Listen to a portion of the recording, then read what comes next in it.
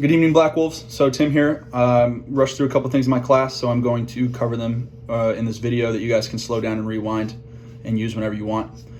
Basically what I'm going to cover is plotting a point properly, finding an azimuth between 2 points, finding the distance between 2 points, and for the MS2s and 3s and MS1s that want to try, I'll be conducting a resection and showing you guys how to do that.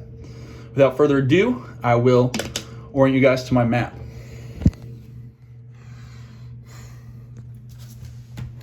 So my map is the Camp Ashland training site map.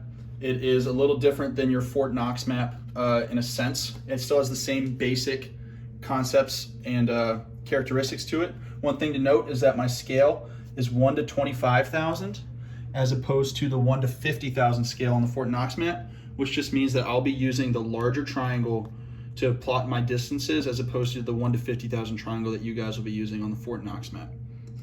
I don't have separate 100,000 meter squares. My 100,000 meter square is just Quebec Lima for the entire map, as opposed to the Fort Knox map, which has 4 different 100,000 meter squares. So you need to make sure that you're paying attention to your 100,000 meter square identification when looking at your coordinates, which I'll get into in a minute. So I have 2 points set up. My first point right here is 1-4 Tango, which is the grid zone designation. Quebec Lima, which is my 100,000 meter square identification, which orients me to the corner of the map. And then I have an 8-digit grid. When I first see an 8-digit grid, I automatically think I need to cut it in half. When I see any grid, I automatically think I cut it in half. On the left half, I have my west to east, and on the right half, I have my south to north. The first 2 digits of each half are extremely important. These 4 digits orient you to your 1,000 by 1,000 meter box, which is the main box on the maps. So to get to those, I'm going to read the map right and up. Once again, I'm going to read it from right to up. What that will do is it'll get me in the bottom left corner of the grid that I want to be in. So I see my grid 1-5 and 6-1. So I'm going to go to the left, or from left to right to 1-5, and then I'm going to go south to north to 6-1, which happens to be this first line right here. So now I'm in the bottom left corner of grid square 1-5-6-1. So this entire grid square is grid square 1-5-6-1. Then I go back to my coordinates and I see the details. So since it's an 8-digit grid, I'll get within 10 meters of the point. To get to that point, I'm going to take my protractor with the proper triangle and line up the 0-0 on the bottom left corner of the square and make sure that it's straight with the line here. I'm going to slide my protractor to the right, and then I'm going to move my pencil up. So to the right, 88, 5, 6, 7, 8. So right before the 9 is 88, and then up to 89. And I get that my point was this tower right here. That's my point number 1. Point number 2, I read it, 14 Tango Quebec Lima, same as the top one, 1-3, 3-2, 6-2, 4-7. So I'm going to go from the left to 1-3, so left to right 1-3, and then from south to north to 6-2, and I get to this corner, the bottom left corner of grid square 1-3-6-2. Then I look at my details. I have to go left to right 32 and bottom to top 47. So I line up my crosshairs again. 0-0 on the corner, and I'm going to slide to the right 32, which is about right there, and then I'm going to slide up, I apologize, I'm going to slide up 47, which gets me to this letter J right here. So that's my second point, is that letter J. So point 1's the tower, point number 2 is the letter J. So now that I have my 2 points plotted, I need to find the distance between these 2 points. There's multiple ways to do this. When points are more than 1,000 meters apart, I like using a piece of paper. I recommend using a piece of paper. It has a straight edge on it. And I'm going to put it on my tower. And I'm going to put it on my J. Like that. I'm going to make a tick mark at the J. I'm going to make a tick mark at the tower. I now have a piece of paper with 2 tick marks on it. See the tick mark right there? And there's a tick mark right there. I'm going to come down to my distance scale. I'm going to put it on the first. I noticed that it's between 2,000 and 3,000 meters, so I'm going to put it on the 2,000 meter mark. And it's going to come back into the hundreds as 100, 200, 300, 400, 500, 600, 650. So I'm at 2,650 meters from point tower to point J.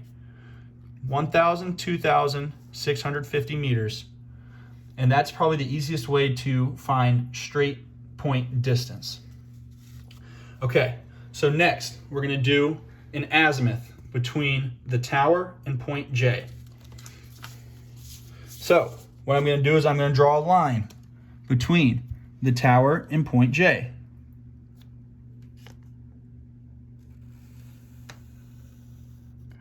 Just like that. And I'm going to put the center of my protractor. Well, first, I probably should explain. The inside is what we're going to use. We're going to use degrees. That's what we're going to use mainly in ROTC. 99.9% of the time, we will use degrees. The outside is mils. If you want to learn more about mils, talk to Captain G. So we have degrees. So I'm going to put the crosshair very center of my protractor on the tower.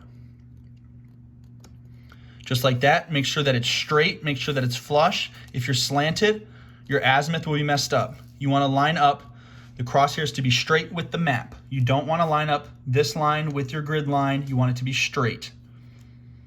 So it's straight. And I notice how my line comes through the degree mark.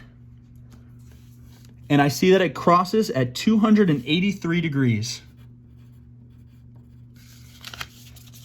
So my grid angle from the tower to J, by using this method, 283 degrees.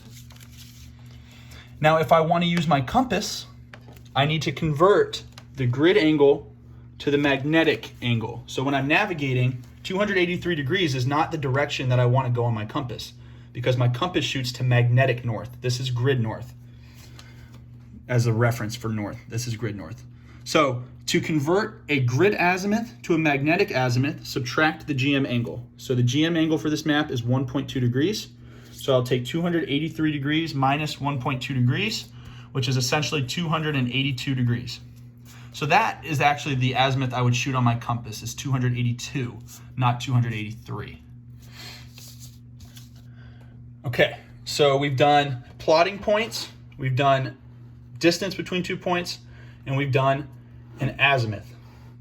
So last thing I want to cover is a resection. So the difference between intersection and resection is that intersection is taking 2 known points and finding another unknown point, and resection is taking 2 known points and finding your unknown location. Re is me, is how I always remembered it. If I don't know where I am, I need to do a resection. So I have intelligence, or I've figured out that I can see the tower at 178 degrees, and I can see the J at 253 degrees. Note that this is my compass. My compass is telling me 178 degrees and 253 degrees. So first thing that I'm going to do is I'm going to take the back azimuth of these 2 points, because if I'm looking at the tower at 178 degrees, the tower is looking back at me the exact opposite. So I'm going to add 180 to this one, and I'm going to get 358 degrees. I'm going to subtract 180. Right, yeah, so I'm going to subtract 180 from this one, and I'm going to get 73 degrees. Those are my back azimuths. We covered them in class. Basically, you add 180. It's the complete opposite direction that you're going. Now I'm still in magnetic, so if I want to bring it to my map to convert a magnetic azimuth to a grid azimuth, I'm going to add the GM angle. So I'm going to go from 358 plus 1.2 to 359 degrees. And I'm going to go from 73 degrees plus 1.2 to 74 degrees. So I can go onto my map and I find my tower. And my tower is telling me 359 degrees. So I'm going to go line my crosshairs up with the tower, slide my piece of paper under there, orient it to 359 degrees. 359, just like that, 359 degrees, make a dot. Take that dot, line it up with the tower, and draw a line straight through from the tower to that dot. Now I'm going to go to my J point, and my J point is looking at me at 74 degrees. So I'm going to line up my crosshairs to the J, which is easy because I can line it up with the highway there.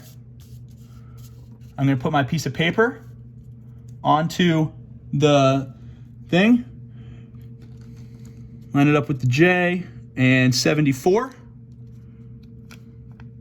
just like that. Make my little dot.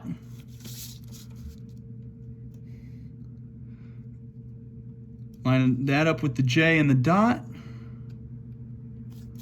and draw a line through. These two lines intersect right here. Boom.